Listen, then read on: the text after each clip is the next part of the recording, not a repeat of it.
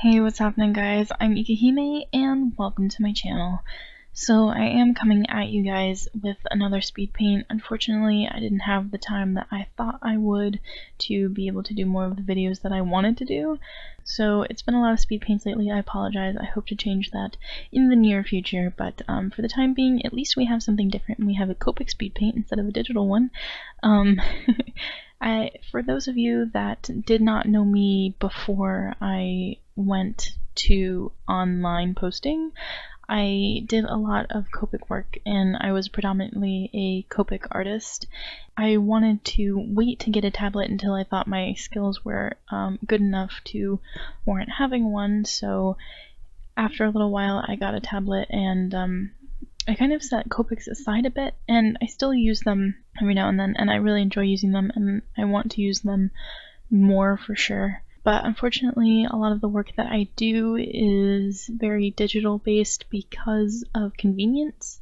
I go to a lot of conventions and I sell my work, and it's just easier to have the work already on the computer and ready to print rather than having to scan it and then try and format it and adjust it to get the colors to match, because the colors don't like to match very well when you scan stuff, so it takes a bit of time to try and get it together.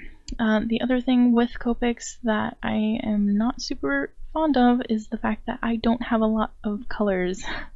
I mean, I have a lot of markers, but a lot of them are duplicates, so I don't have a lot of different colors, and I don't have a huge tonal range for every color. So sometimes my lightest color, if I want to shade that with another color of like the same shade or the same tone, it'll be the next color darker will be actually like way darker. So it's more of me trying to figure out what colors I can combine together to get a nice shading effect, because I do like very soft shading and I don't like it to look too high contrast. So that's another thing, especially with the pink, because I don't have a lot of stuff between my lightest pink and my second lightest pink.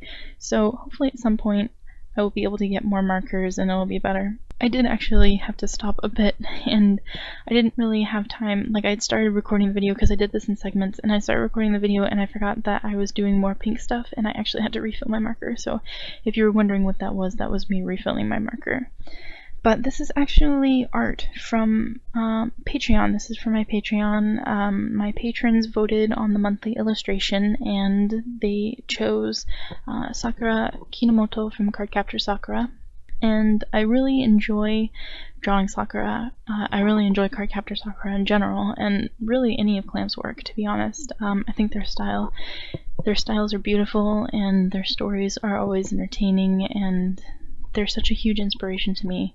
So working on this was a lot of fun, and I am trying to get more into doing more Copic works. So I don't know how many of them I will be recording, because as you can see the lighting is terrible and the angle at which this is recording isn't ideal, and a lot of that is due to the fact that I don't have a camera or setup that I can use for this purpose. I actually had it rigged on my tablet, and I'm sure I've talked about this before in other videos, but I actually have it set up on my tablet to record with my webcam, so kind of a pain. Now, you see me going through a lot with like a clear colored marker. That is the colorless blender, and I'm actually using it as an eraser.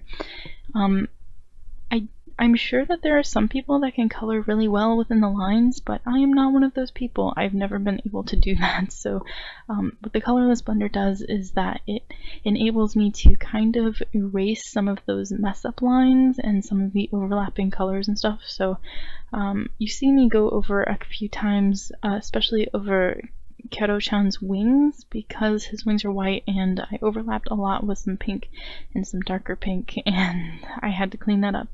Actually, I didn't record all of me doing that. Some of it is cut out.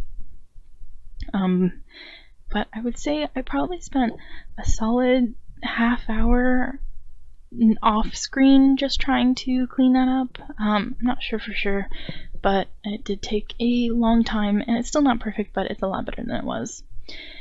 Her hair was kind of a challenge. I had to take a break from recording to pick out the colors that I wanted to use for her hair.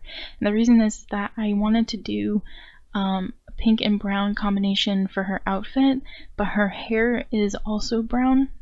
So I wanted to find different shades of brown so that the brown bow and band around her hat would contrast against her hair. And I think I did okay with that. And I know that there's kind of like two official brown colors for her hair, and one of them is the official clamp art brown, which is more of like a blonde brown, like a golden brown, and then there's the anime hair color, which is like actual brown. So I kind of went in between that.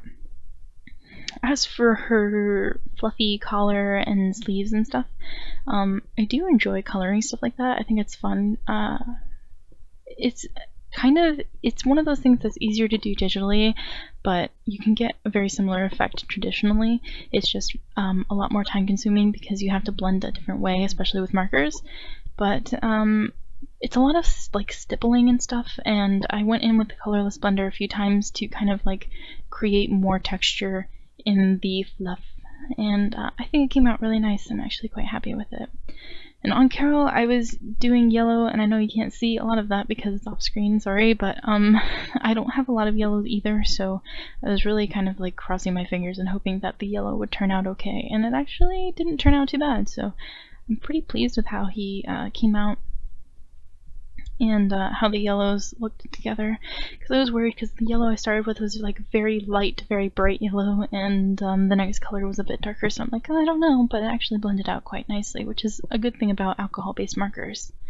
Now for the background, I really did want to do a like more cloudy, snowy, wintry sky, and I used pastels for that, and water, and I kind of wanted to do like a more like a watercolor effect without the hard wet edges, but I don't know that it really would have mattered, to be honest, and I probably should have used watercolors, but it would have been probably a lot more water to get the colors light, and since this Bristol board is only 100 pound, it's not watercolor paper and it's not really designed to hold water. It can hold some water, but not a lot of it, so I really wanted to go with something that already had light colors available in without having to water them down too much, and without getting that really major wet edge. But unfortunately, because you're using like basically a chalk, it makes the finish of it kind of chalky, so you have to kind of do a finishing spray over it really quickly.